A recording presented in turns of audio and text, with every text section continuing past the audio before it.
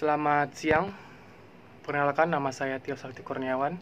Saya mahasiswa Universitas Putra Batam, program studi Ilmu Komunikasi.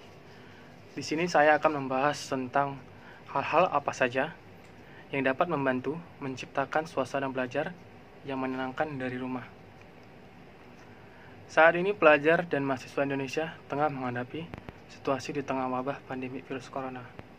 Semua pihak telah diminta untuk belajar dari rumah.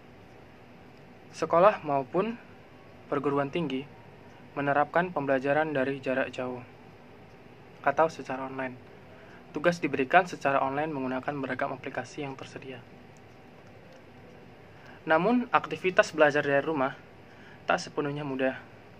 Belajar dari rumah penuh tantangan, seperti tergoda untuk rebahan, menonton televisi, dan lainnya.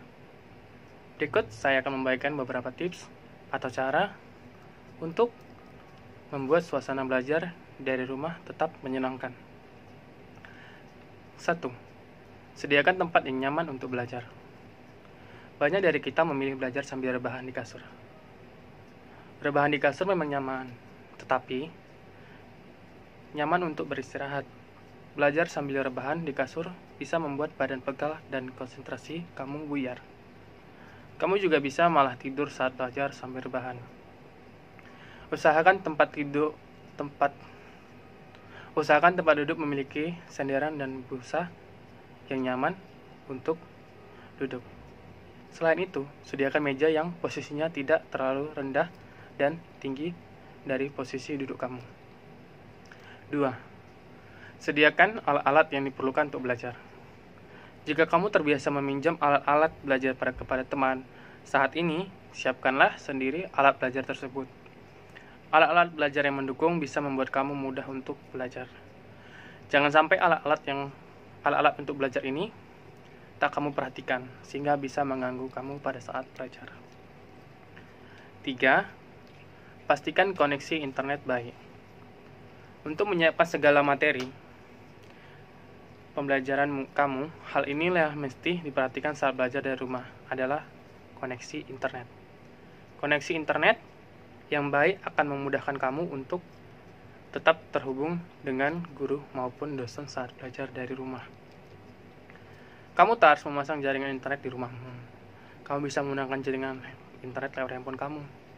Pastikan juga provider telepon menjangkau daerah tempat tinggalmu. 4. Sediakan camilan. Kegiatan belajar tentunya akan membuat tenaga terkuras, meskipun secara fisik tak banyak bergerak, tetapi belajar menguras tenaga karena berpikir. Supaya tetap semangat dan tak lelah saat belajar, sediakanlah camilan secukupnya. Siapkan camilan seperti kacang-kacangan, buah-buahan, dan camilan berkalori tinggi lainnya. 5. Jauhkan benda yang membuatmu kurang fokus. Belajar di rumah pasti tak akan luput dari gangguan-gangguan yang membuat kamu kurang fokus. Gangguan bisa datang dari televisi, mainan, maupun smartphone. Rumah memang sejatinya adalah tempat untuk tenang dan beristirahat, sehingga bisa mengganggumu untuk fokus belajar. Saat ini, kurangilah akses kegiatan yang bisa mengganggumu belajar dari rumah. 6. Pastikan ruanganmu punya pencahayaan yang maksimal, supaya mata dan kepala kamu tak pusing. Perhatikan pencahayaan di tempat belajar. Jangan sampai ruanganmu minim pencahayaan karena bisa membuat mata kamu rusak dan kepala kamu pusing. Selain itu, belajar di tempat yang redup atau cenderung gelap akan membuat kamu malas. Mata kamu akan bekerja keras untuk melihat, sehingga lama-kelamaan akan membuat mata cepat letih dan mengantuk lebih cepat. Mungkin itu saja tips atau kegiatan-kegiatan yang bisa kamu lakukan di rumah supaya untuk membantu kamu online tadi atau belajar dari rumah. Sekian tips belajar dari rumah yang bisa kamu terapkan selama keadaan ini.